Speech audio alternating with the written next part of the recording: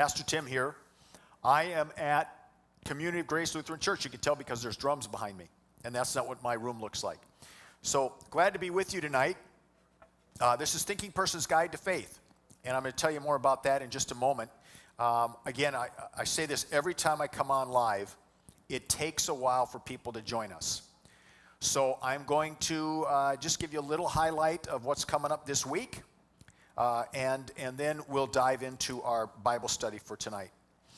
By the way, if you're watching via Facebook, check in with us. Even if you're not watching it live, because I go back and I check the comments, and if you've got a prayer request or you've got a question, you can put that in there and I'll follow up with you. So this is our way to connect when we're doing these Bible studies online. So Friday, and hopefully you received an email about this. Friday, I am setting aside some time to pray for you. And many of you have already sent in your prayer emails. And I'm actually going to do that live on Facebook. In a lot of churches on Sunday morning, for example, they collect prayer requests and they pray together as a community. We're not really able to do that here, but we're going to do that Friday. So, and I'll keep them anonymous. I'm not going to give names and email addresses. I'll just use first names. But it will give you a sense of what we as a community are going through and a chance for us to pray for each other together. So that will be 10:30 Friday on Facebook. And it'll go about a half hour maybe. I have a funeral back here then at 11:30. So it won't be real long, but it'll be an important time. And then Saturday night at 5 o'clock on Facebook and YouTube, we will come to you with our online service. We're continuing our series on Go Bold, Live Grace, a training guide to following Jesus. And we're going to talk about how to replenish our resources. What do we do when we're stressed out? And what does the gospel have to say about that? And then we will be here live Sunday morning for worship at 9 and 10:30. And in between, we will have our family time. Kindergarten through 5th grade will do their thing in Sunday school. We're doing something special this Sunday between the services for parents of early newborns to 5th grade. We're going to have a mixer, a meet and greet sort of for the parents. And then we will do the same thing after the 10:30 service for parents of middle schoolers through high school. We also have our meal, as always, right after the second service and then the youth meet. So a lot of good stuff coming up this weekend, and hope you can join us for that. And tonight, here on Thinking Person's Guide to Faith, we are going to begin a 3-part series looking at creation and science. And essentially, we're going to look at the first 2 chapters of Genesis. Not going to do a lot with science, but it's going to be out there, right? And I'll bring it up right away. And so tonight, what we're going to do is just sort of a general overview of the story of creation from Genesis chapter 1. If you have questions as I go along, and you're watching on Facebook, put the question there. Jeff is sitting in the back, and we'll wake him up right before we're about done. And if you've got questions that you'd like me to address, or comments that you'd like to make, you can do that on Facebook. And Jeff will pick those up, and he will pass them along to me, and then I'll answer them the best I can for you. So tonight, we're going to look at the Genesis story, kind of in broad strokes. Next week, we'll look at the creation story of human beings at the end of chapter 1. And then the third part will be on the story of Adam and Eve in Genesis chapter 2. So that's what we're going to focus on. And tonight, you are going to see some brilliantly made PowerPoint by yours truly. I created this for Zoom, not for big screen TVs like many of you are watching, not even for little phones, but hopefully you'll be able to see it, and I'll reference it as we go along. So when you look at this stuff and you say, well, that's not quite up to snuff to what we normally do, because Diane did not create these, I created these. And this is why I don't do PowerPoint normally. But hopefully it will help you a little bit just to kind of see what I'm saying, all right? So tonight we're starting, as I said, creation, science, or creation and evolution. I have a vivid memory when I was in 6th grade, and the teacher was talking about evolution. And she was telling us a little bit about the theory of evolution. And at one point, she looked at me. I was sitting in the back of the class. She looked at me and she said, Tim, "You don't believe in evolution, do you?" And I said, "No." And she gave me the opportunity to very quickly talk about what I believed. And so I very quickly said that I believe that God created the heavens and the earth. I believe in the biblical story. I remember this from 6th grade. Now, as I look back on that moment, first of all, that was a very brave teacher to allow me to do that. I'm not sure that would happen in a lot of classrooms today, and that's okay. But I realize now, looking back on that many, many years later, that first of all, I didn't have a real deep understanding of evolution, nor did I have an appreciation for it. And at the same time, I didn't really understand the creation story, nor did I fully appreciate the nuances and the beauty of Genesis chapter 1. And so I was raised, as many people, both inside and outside of the faith, to believe that evolution and the creation story conflict with each other. That one is true, and therefore the other is not. And it's not just Christian people who believe that. It's not just people of faith. Secular people believe the same thing. Let me read you a quote from Richard Dawkins. Richard Dawkins is sort of the guru of the new atheist movement. And here's what he says about creation stories and evolution. He says, "There were literally thousands of creation myths. They are all different. Many of them are hauntingly beautiful. I think it is an excellent idea to teach them because it will bring home to the pupils that there is nothing to choose between them. And there is certainly no reason to prefer the Genesis creation myths because Genesis itself has 2 different creation myths." He's wrong. There are actually probably 3 creation stories. "Of all of the thousands and thousands of origin accounts we can teach our students, one and only one stands out as different from all the rest. This is the complex of origin accounts given by science. And what singles out scientific account by contrast with all the rest? It is supported by evidence, lots of evidence. Evidence that can be publicly demonstrated and which will persuade any reasonable person, no matter what their cultural background." So what Richard Dawkins is saying here, from a non-faith perspective, is that either evolution is true and the creation story is false, or the creation story is false or true and the evolution story is false. And he says we can trust the evolution story because it's based in science.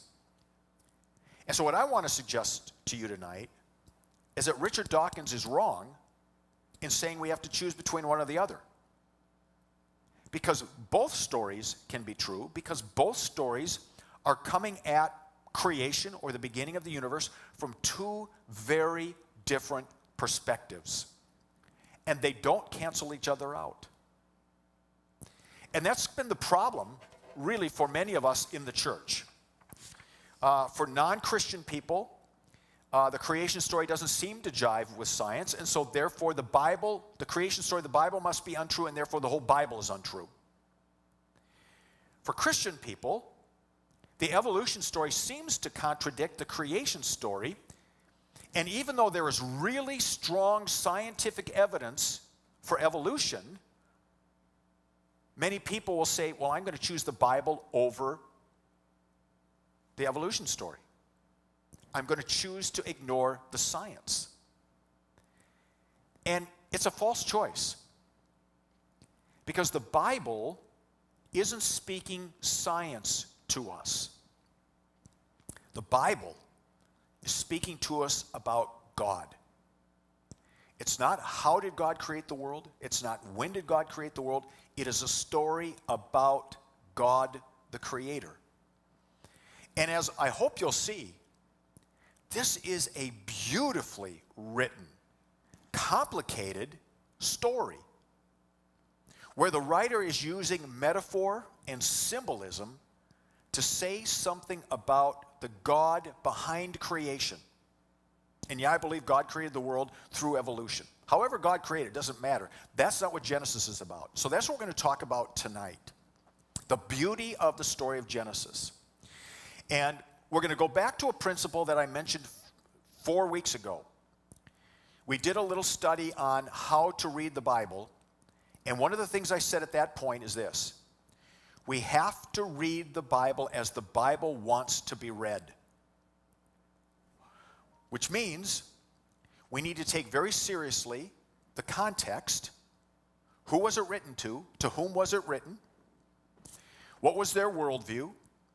What was God trying to say to them through their worldview? What language did they have available, and how did they talk about God with the language they had available back then? And what is the type of literature? And if we can look at those two questions, and remember the Bible wasn't written to us, it's written for us.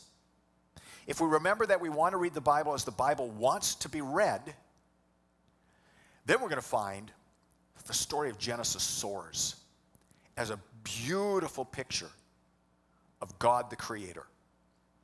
And that it does stand, contrary to Dawkins, it does stand over and above the other creation stories that were written at that time thousands of years ago. So, I want to go in the weeds a little bit with you and look at some of the challenges we've had trying to interpret this story, some of the wrong ways we've tried to do it, to get us to a better way to interpret. But we got to go through the weeds a little bit. So hang in there with me. We'll get there, but we're going to go a little bit into the weeds. I'm warning you ahead of time. But you're up for it. That's why we call this a thinking person's guide to faith, because you are thinking people. And people of faith think. All right, so here we go. So part of the challenge has been, in interpreting Genesis chapter 1, how do we interpret the word day? The word day. How do we reconcile that word, say, with science? The Hebrew word for day is yom. Y-O-M. Yom. And there are many different interpretations for that word day. So we have in the story of Genesis, of course, God created the first day. He saw that it was good. And then God created the next day. So what does that word day, what does that word yom mean? It can mean several things. First of all, it can mean a 24-hour period. Okay? And for Hebrews, or for the Jewish readers, a day for them would have meant evening to morning, right? Their day started in the evening, and the 24-hour period went to the next evening, right? They didn't start like we kind of do at midnight and go to midnight. They started in the evening when the first star came out, and that would be a 24-hour period. So that's why the Bible says there was evening and morning, where we would probably say there was morning and evening. The Bible says evening and morning because their day starts in the evening. So a 24-hour period could mean a literal day. But in the Bible, and we already have this in the creation stories, it can be figurative for a period of time. So, for example, in Genesis chapter 3, when Adam is warned not to eat that fruit from the tree of knowledge of good and evil, and he's told, on the day that you eat it, you will die. Well, he didn't die on that day, but the death process began, and he died later. It's figurative. It's about a period of time. It can also mean a perfect period of time. However long it takes to make it perfect. All right, so already we've got some challenges. Does yom mean 24 hours? Does it mean a period of time? Or does it mean the perfect period of time to make something perfect happen? All right? So let's dangle that up there in our minds a little bit, and let's look at 4 ways that Genesis has been interpreted, and we'll sort of, I'll talk about the challenges with the first 3, and then when we look at the 4th, we'll sort of, I think we'll land there for a while, all right? So the first 3, the challenges with the first 3 views is that they try to impose modern science onto the text, rather than looking at the text and then asking, what does it mean for us today? So we start with our modern science. We start with our understanding of how a day works. We start with our understanding of the earth revolving around the sun. We've got all of this modern technology. And so we start with a 21st century mindset, and we impose our understanding of the world onto the text. That's not how to read the text. We have to start with the text. But having said that, the first view is this. It's called the 24-hour day view. This is the first way that the Bible is often translated, the Genesis story.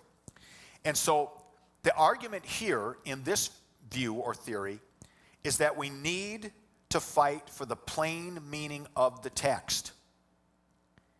In other words, if the Bible says one day, the plain reading of the text is 24 hours. At least that's the plain reading for us, right? So if one day is in the Bible, that equals 24 hours, which means that God created the heavens and the earth in a literal 6 days and rested on the seventh. We take the plain meaning of the text. This is generally a view held by people who consider themselves to be young earth creationists, who believe that the world, based on Genesis, and I'll tell you how they get there in a moment, based on Genesis, is 6,000 to 10,000 years old. Years ago, I was in Colorado, and I was at a seminar with my good friend, Dr. Michael Gurian. Michael Gurian uses brain science, so he's into science, right? And his science is really solid, and it helps us, when you use brain science, it helps us navigate through a lot of the sexual gender issues that we're dealing with today in a very positive way. And so when he talks about brain science, he'll often talk about how we evolved.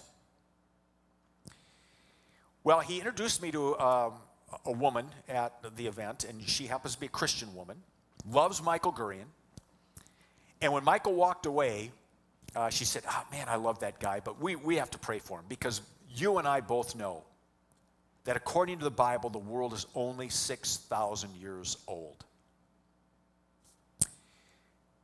There is nowhere in the Bible, nowhere, where it says the world is only 6,000 years old. That comes from a misreading of the genealogies in the book of Genesis. They read the genealogies literally. And genealogies in the Bible are never meant to be first and foremost literal. They're theological. The purpose of the genealogies, in part in Genesis, is to show how God's command to human beings to know each other and to multiply. The genealogy shows us that that is beginning to happen. But some people, taking the Bible very literally, look at those genealogies and they say, based on those genealogies, the world is only 6,000 years old. That is not in the Bible.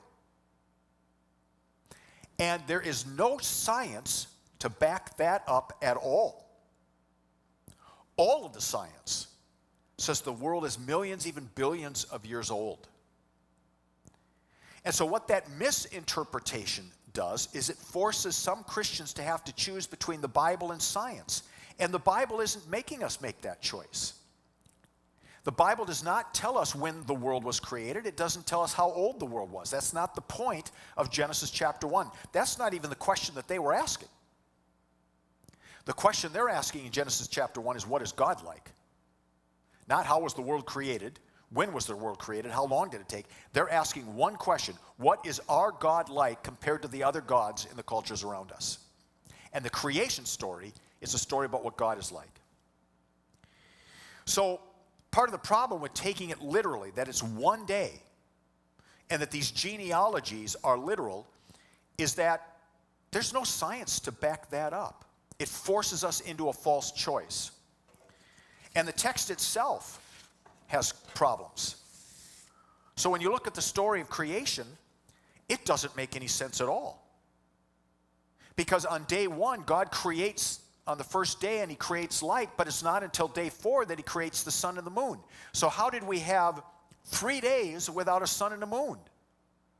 That's just impossible, and it doesn't make any sense. Could God do that? Well, sure, God could do that, but that's not what the text is saying.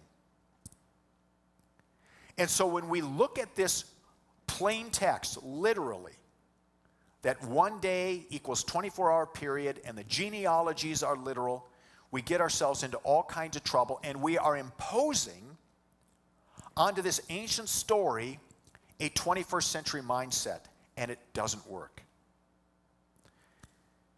Then there's a theory, and the only reason why I bring this up, because most people don't believe this one anymore, but I grew up with this theory. It's called the gap theory. So in the beginning, Genesis chapter 1, in the beginning God created the heavens and the earth.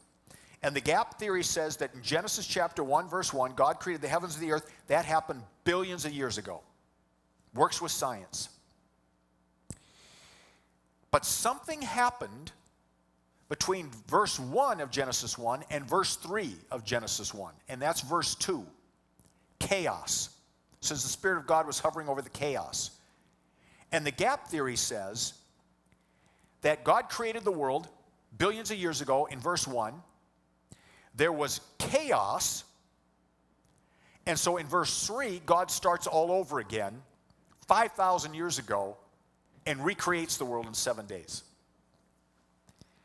And so there are people, for example, who believe that when you ask the question, when were there dinosaurs, they'll say the dinosaurs came between Genesis 1, verse 1 and Genesis 1, verse 3, that the dinosaurs were in Genesis chapter 1, verse 2. And they were wiped off the face of the earth in Genesis verse 2, Genesis 1, verse 2. Again, there's no evidence for that. What they're trying to do is to take science, which is good, but they're trying to, again, impose it on a non-scientific story. Genesis 1 is not science. It's theology. It's a story about God.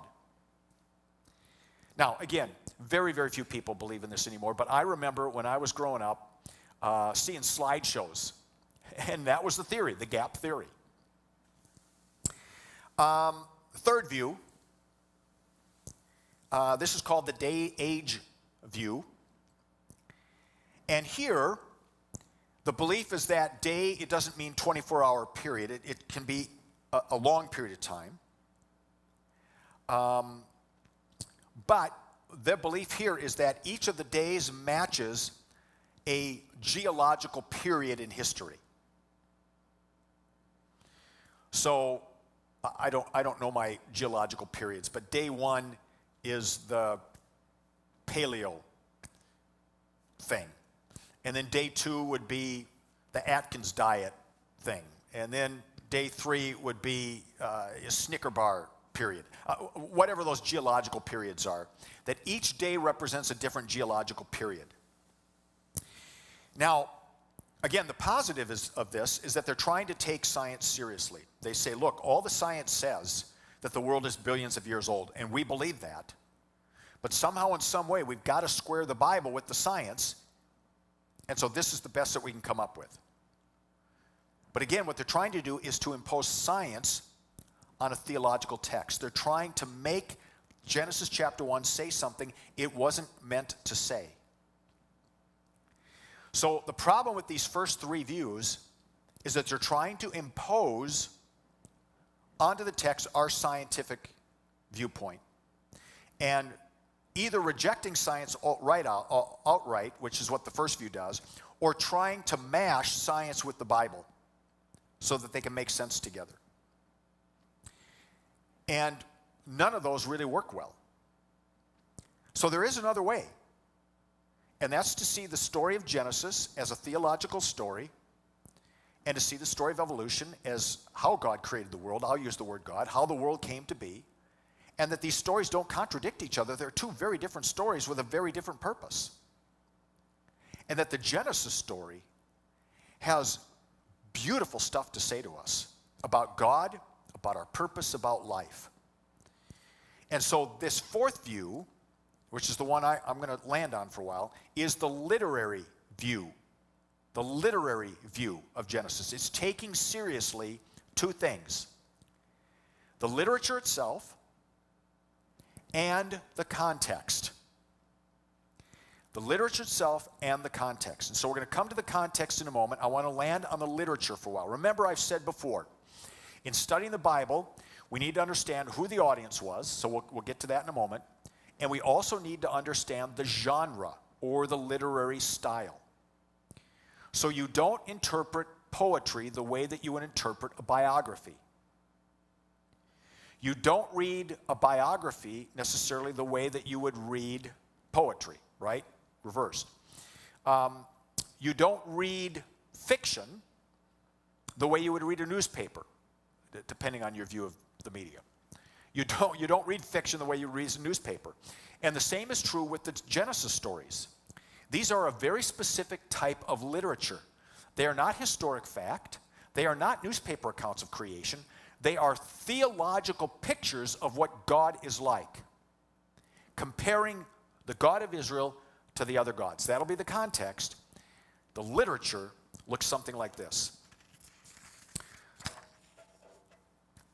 There is a symmetry and a harmony to the way that this chapter 1 is laid out. Because he's going to use the writer's going to use symbolism, and he's going to use numbers to say something about God. All right, so let's see how this works. So we have the days. Now let's start first with Genesis chapter 1, verse 1. In the beginning, God created the heavens and the earth. And the earth was in chaos. It was without form and void, and God's Spirit hovered over the chaos and began to bring order to the chaos. That's part of what this story is about, that God is a God of order, that God hovers over the chaos in our lives, and by God's grace, brings order to our lives. So this is a story about God ordering, so to speak, creation, because God is a God of order, putting things together. So when we look at the days as they're created, they don't make logical sense. They make sequential sense. All right, we're still in the weeds, but here we go. I'm going to get you out of the weeds starting right now. Days 1 through 3. Boy, that's really small print. I hope you guys have your glasses on. Days 1 through 3 represent the general construction of creation. God is creating the framework. And then in days 4, 5, and 6, God fills in the framework. So on day 1, God creates the framework of light. And on day 4, God fills in the framework of light with the sun and the moon and the stars. On day 2, God creates the framework of waters.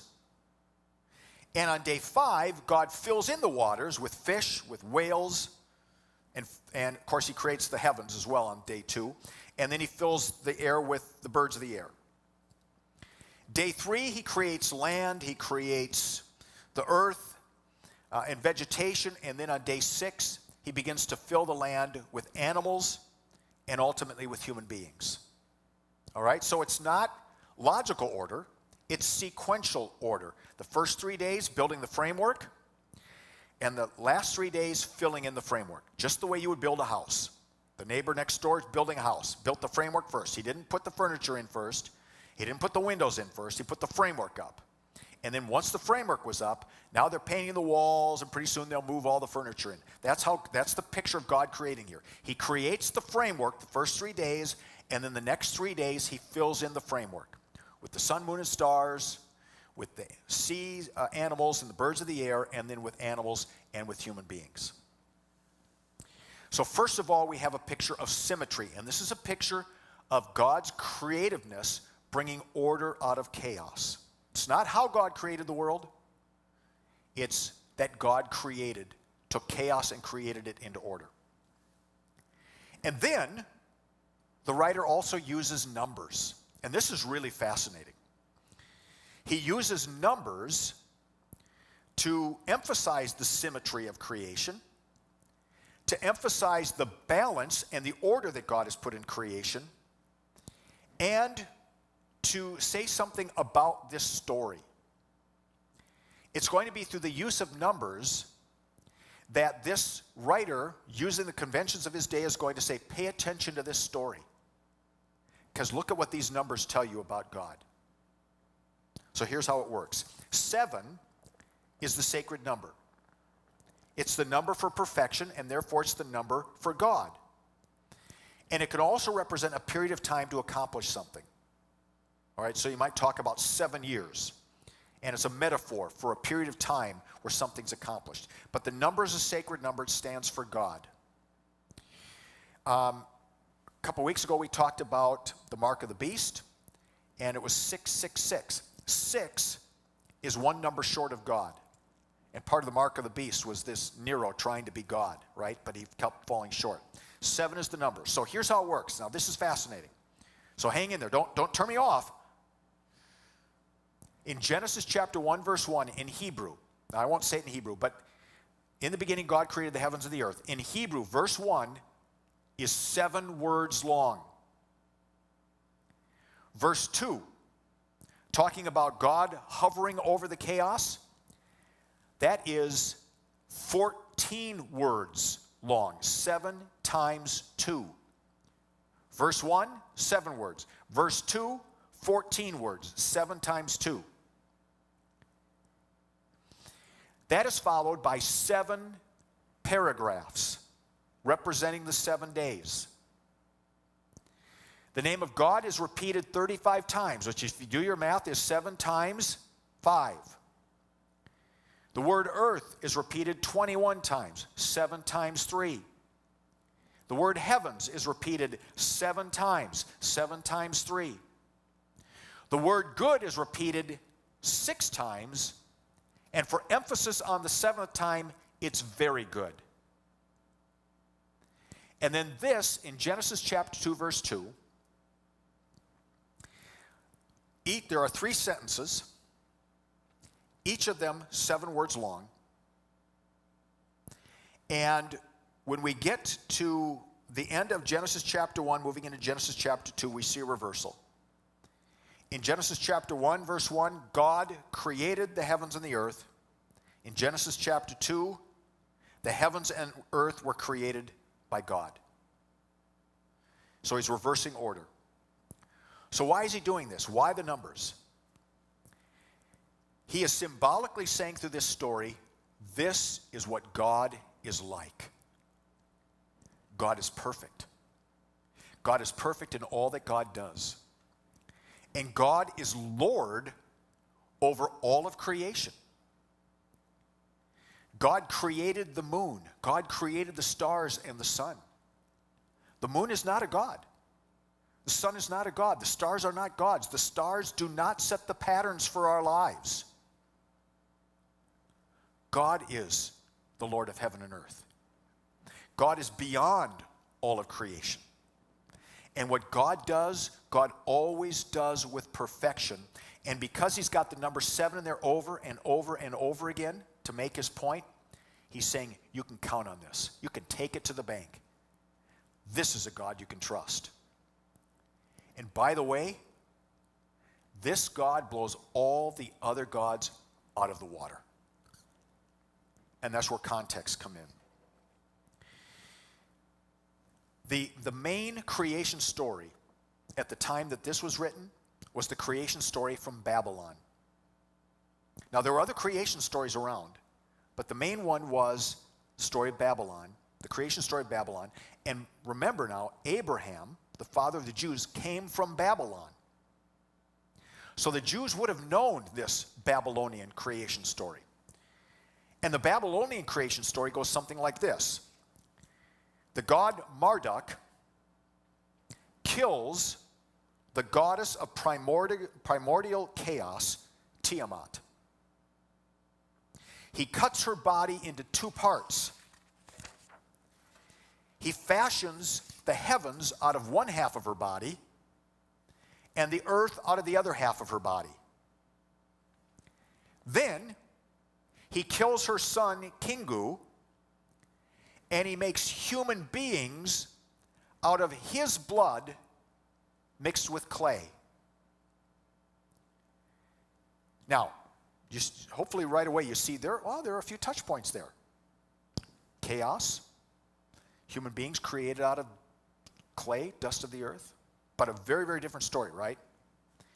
Human beings in the Babylonian story were created to be slaves to the gods. to do the dirty work of the gods. And the job of human beings was to provide food for the gods so that the gods could enjoy leisure. So the vision of the gods in the Babylonian story was that they were petulant, they were violent, they were demanding, they were self-serving. And the vision for humanity from the Babylonian story was that human beings are worthless, they are cursed, and they are designed to live their lives and to work their lives without meaning and purpose. That's the Babylonian creation story. And that was one of the main stories that surrounded the people of Israel.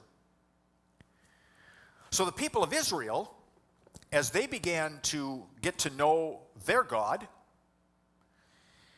they began to say, all right, how is our God different from the God of the Babylonians?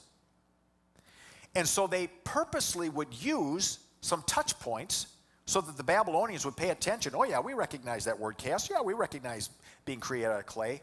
And they said something radically different about God and about humanity. And that's why this story stands the test of time. Richard Dawkins is wrong. This is the only creation story that speaks about God the way that this one does and that speaks about humanity the way that this one does. So let's tease it out. There are similarities between these two stories. Matter exists, for example, chaos exists at the beginning of time. So both God and Marduk create out of chaos. Darkness precedes the creative acts. The chaos, in this sense, for the Babylonians, was Tiamat, the goddess, who also represented the sea. In Genesis, chaos is the deep. And the Hebrew word for the deep is Tehan, which is a variant of the word Tiamat. So they even play with her name when they're talking about chaos. A wink and a nod to the story. It's beautiful. But what sets it apart isn't their similarities, but just how radically different they are. And the main one is, the main question that they want to ask is, why is our God more worthy of worship than the gods of the Babylonians? Why is our God worth worshiping? And so what Genesis wants to say is this: what you see in this story, your God did that.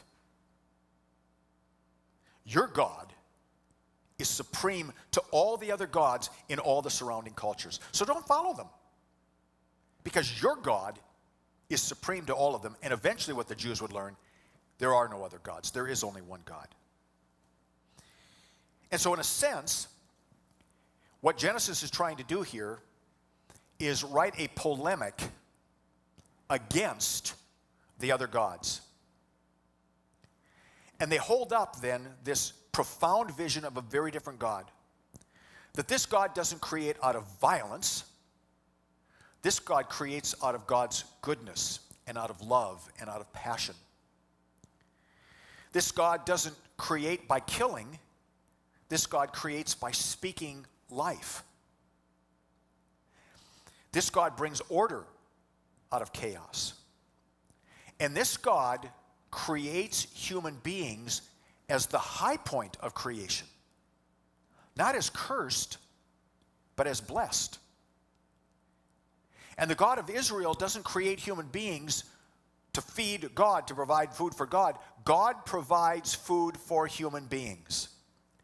Because the God of creation is a loving, caring, compassionate parent who loves on the children that God has created. That's the story of the Garden of Eden. That's why it's so radical, because it's not about us providing food for God, it's about God providing food for us. And so the story of Genesis is a metaphorical story. It is a theological story, using metaphor, using numbers to say this is what God is like. God is perfect in all that God does. God is loving and gracious. And that God is all-powerful. God speaks life. And God created you for a purpose. God created you so that God could love you and care for you and provide life for you. That's the story of Genesis. It has a high value of humanity because it has a high view of God. And there's nothing like it in any other creation story in the entire world, in any other religion. Well, Judaism, of course, because it's a Jewish story. So, what we have in Genesis is not a science story, right? Doesn't conflict with evolution. Evolution tells us how it all happened. Creation is telling us something, the creation story is telling us something about God. This God who loves, this God who is a God of grace. Right from the very beginning of the Bible, this is a God of grace and love, a creative God who created you with a purpose. And so these are ancient stories. They reflect an ancient understanding of the world. They reflect an ancient understanding of the way the world works.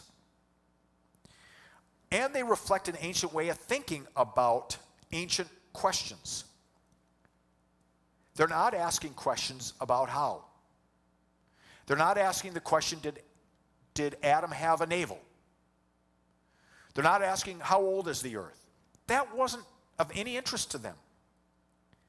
What was of interest to them is, why should we worship this God versus the gods around us? This is a story about God. And therefore, it does not conflict at all with evolution and God creatively creating the world through evolution. So, it's a great story about your God and about how God sees you. So, 4 takeaways. Genesis 1 is not a scientific presentation of creation. It is an ancient Near East story about God. Story. A true story. All right? It's a true story in that it's sharing truth. It's not a historical story. It's not a newspaper account, but it is a truth story. It is telling the truth about God and about God's relationship first to Israel and then to the world. And one of the unique things about this story is that God created the heavens and the earth. Didn't just create Babylon, didn't just create Israel, created the entire world because God is Lord of the entire world. Second takeaway, Genesis 1 is a polemic, to use a big word, against the other creation stories. In other words, it's saying those creation stories are false, this one is true. There is only one God. There's not a sun god, there's not a moon god, there's not a star gods. They are not to be worshipped. They are creations of the Creator. And human beings are not an afterthought. Human beings are the high point of God's creation. All of creation builds to that moment when God created you. It's a beautiful story about the value and dignity of humanity. Takeaway number 3, Genesis 1 needs to be interpreted through the prism of an ancient Near Eastern worldview. All right, we can't look at this story and try to impose 21st century science on it. We can't even impose evolution onto it because it's not a scientific story. It's a theological story about God. And so therefore, point number 4, the Genesis account of creation is not in conflict with science, and science does not disprove Genesis chapter 1. Now, are there people who believe in evolution and not believe in God? Sure. But you can believe in evolution, believe in God, and believe in the creation story because, according to the Bible, they do not contradict. The world, according to science, is billions of years old. Fantastic. It's not the point of Genesis 1. Genesis 1 is about the God who created you, a loving, caring, compassionate Heavenly Father who cares for you, who sees you as the high point of creation. That's the story. And you can trust it because the God who creates perfectly, meaning everything that God creates is exactly the way God wants it to be created. Now, one of the guys who once in a while will come here for this at night, and we've got a full house tonight. Tech team is here. Jeff, do I have any questions, by the way? No questions. Wow. Okay. It just means I have been, once again, as articulate as I can possibly be. So anyway, he sent me this little email, which I thought was fascinating. And I'm going to read it for you word for word. He said, I was taking a systematic theology course, and about the second session, we started getting into creation. So I raised my hand and I said, so professor, cut to the chase for a minute. Do you believe the account in Genesis is true? And he replied, well, Tom, you're going to have to learn to ask better questions. And Tom said, I thought that was rude. But he went on to explain that we could argue both ways for the rest of the semester and never get anywhere. And then he said, isn't it a better question to ask, what is there in the stories we find in Genesis that were so powerful to the emerging people of Israel that they preserved them virtually verbatim for centuries and then wrote them down when doing so was still very difficult, expensive, and time-consuming? Why were these stories so important? And what does that say about their relationship with God? Isn't that a much more useful question? This is a story about God. It's a story about us. It's a story about you. And we're going to tease that out the next 2 weeks when we talk about the creation of humanity and then the specific creation of Adam and Eve. But this is a story about you. But for those of you who are wondering, is the story of Genesis true? I'm going to answer that for you. Yes, it's true. It's the true story of what God is like. It's the story of a God who creates. It's a story of a God who, whatever God does it perfectly, meaning he does what he sets out to do. It's a story of a God who created you with passion, who created you to dote on you like a parent, who created you to provide for you because God has an eternity of love to give to you. And it's the story of a God who continues to run to you through the death and resurrection of Jesus because we've broken some things. And rather than getting angry at us, God rolled up his sleeves and set about the business of putting back together what we've broken. That's the story of Genesis 1. It's the story of God. I hope that was helpful. All right, we went into the weeds a little bit. I hope it was helpful. We're going to come back to this again next week and then the week after. So you sort of get used to thinking about Genesis in a different way, right? It's not a science account. It's a theology story about God and about us. So next week we will look at the story of the creation of humanity at the end of chapter 1, being created in the image of God. And then we'll look at Adam and Eve.